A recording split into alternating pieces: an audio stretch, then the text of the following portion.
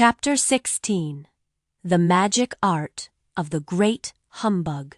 Next morning, the Scarecrow said to his friends, "Congratulate me.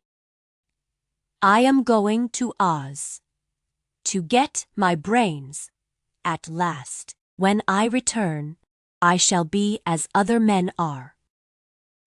"I have always liked you as you were," said Dorothy simply.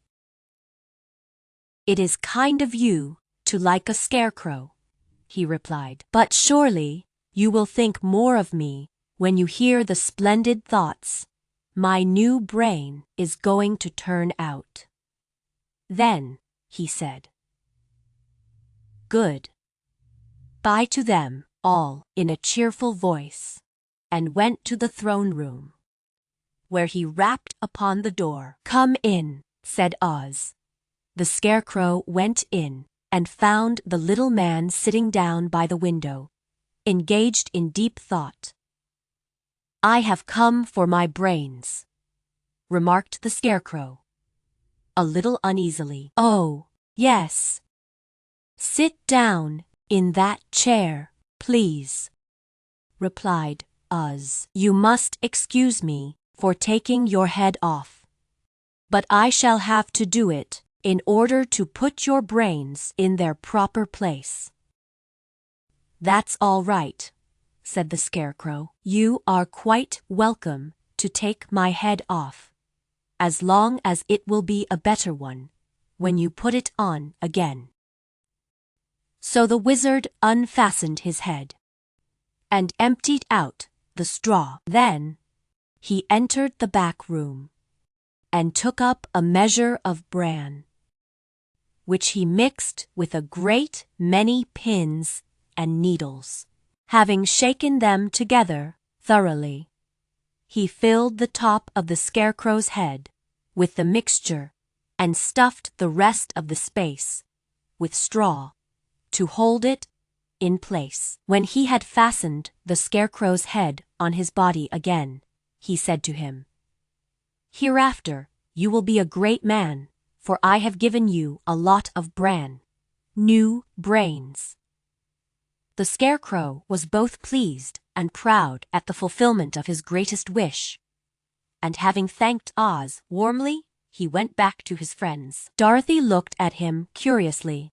His head was quite bulged out at the top with brains. "How do you feel?" she asked. "I feel wise indeed," he answered earnestly. "When I get used to my brains, I shall know everything." "Why are those needles and pins sticking out of your head?" asked the Tin Woodman. "That is proof that he is sharp," remarked the Lion. "Well, I must go to Oz and get my heart," said the Woodman.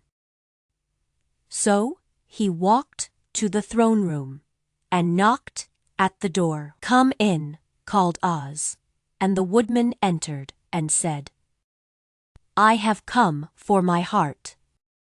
"Very well," answered the little man, "but I shall have to cut a hole in your breast so I can put your heart in the right place. I hope it won't hurt you." "Oh, no," answered the Woodman. "I shall not feel it at all."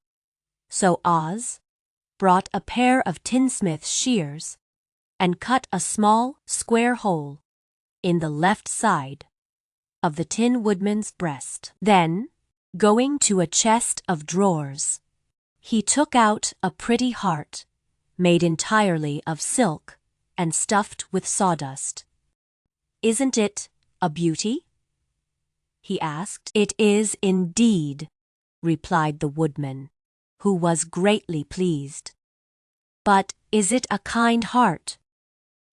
"Oh, very," answered Oz. He put the heart in the Woodman's breast and then replaced the square of tin, soldering it neatly together where it had been cut. "There," said he. "Now you have a heart that any man might be proud of. I'm sorry I had to put a patch on your breast, but it really couldn't be helped.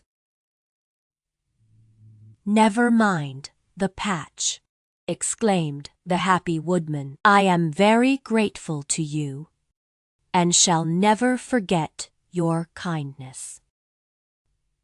Don't speak of it, replied Oz. Then the Tin Woodman went back to his friends, who wished him every joy on account of his good fortune. The Lion now walked to the throne room and knocked at the door.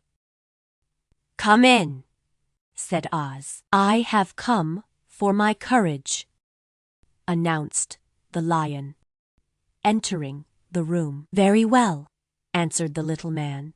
I will get it for you. He went to a cupboard, and reaching up to a high shelf, took down a square green bottle, the contents of which he poured into a green gold dish, beautifully carved. Placing this before the Cowardly Lion, who sniffed at it as if he did not like it, the wizard said, Drink. What is it? Asked the Lion. Well, answered Oz, if it were inside of you, it would be courage.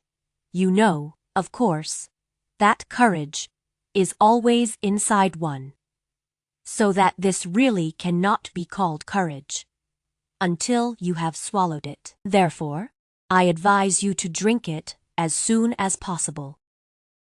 The Lion hesitated no longer, but drank till the dish was empty. How do you feel now?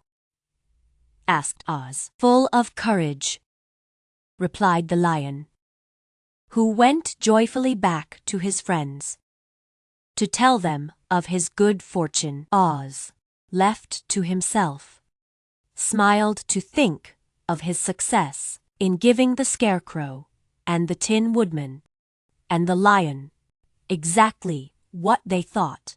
How can I help being a humbug, he said, when all these people make me do things that everybody knows can't be done? It was easy to make the Scarecrow and the Lion and the Woodman happy, because they imagined I could do anything. But it will take more than imagination to carry Dorothy back to Kansas.